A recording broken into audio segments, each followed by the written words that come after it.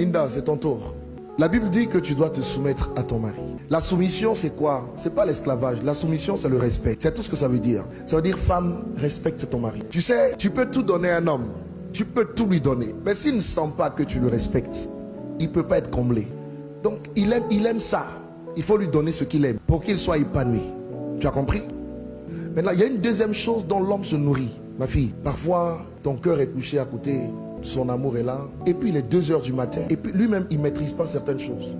Il se retrouve dans ses conditions normales. Ce n'est pas anormal. Normal de température et de pression. Et il va dire, mon amour. Quand il dit mon amour à 2 heures du matin, comment tu réponds? Oui, mon cœur. Ça peut lui arriver d'être dans les mêmes conditions à 5 heures du matin. Comment tu réponds? Oui, mon cœur. 13 heures. Mon amour? Oui, mon cœur. Vous savez, quand les gens se marient, il faut leur dire ce qu'ils vont rencontrer dans le mariage. Il ne faut pas leur enseigner la foi. Ça n'a pas de sens, dans un certain sens. Même si la foi est nécessaire partout.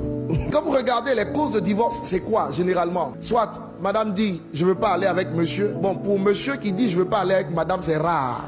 Madame dit, je ne vais pas avec lui 1 an, 2 ans, 3 ans. Et vous avez la cause du sexe qui est la cause majeure. Une bonne femme dit oui à son mari. Et un bon mari peut comprendre que parfois sa femme est fatiguée. Donc l'homme, il se nourrit, lui, sur le plan psychologique, de ce qu'il voit.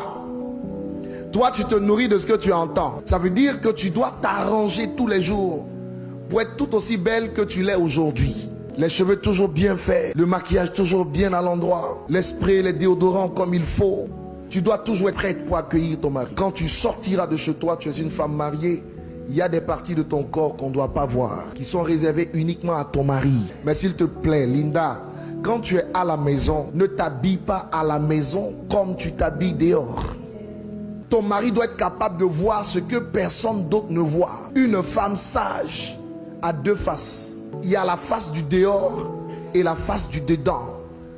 Quand tu es avec ton mari chez toi, ma fille, s'il te plaît, ne va pas me mettre une robe qui part du cou jusqu'au bout des orteils. Arnaud doit voir que Dieu t'a donné de belles jambes. Arnaud doit voir des choses que personne d'autre ne peut voir. Et il doit se réjouir en voyant ces choses. N'oublie pas, il fonctionne par les yeux. Donc tu dois lui en mettre plein la vue. Une bonne femme a un vêtement dans la maison qui est différent du vêtement du dehors. Elle a même une 3e dimension. Un autre vêtement dans la chambre à coucher. Là-bas, il ne faut pas aller attacher des pagnes. Ne fais pas ça. Tu es trop jeune pour ça. Il y en a parfois qui vont dans l'intimité. Elles portent des joggings. Sur le jogging, elles vont mettre un jean.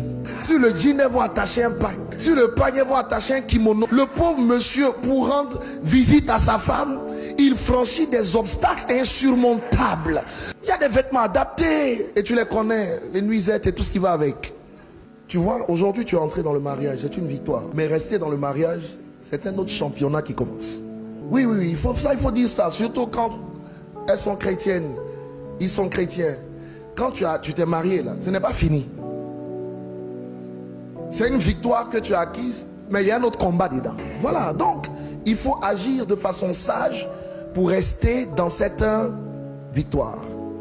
Je vous dis une dernière chose et puis je vais vous bénir. Écoutez-moi bien. Arnaud, pour que tu puisses gagner ta femme, il faut gagner son cœur. Aimer, c'est gagner son cœur.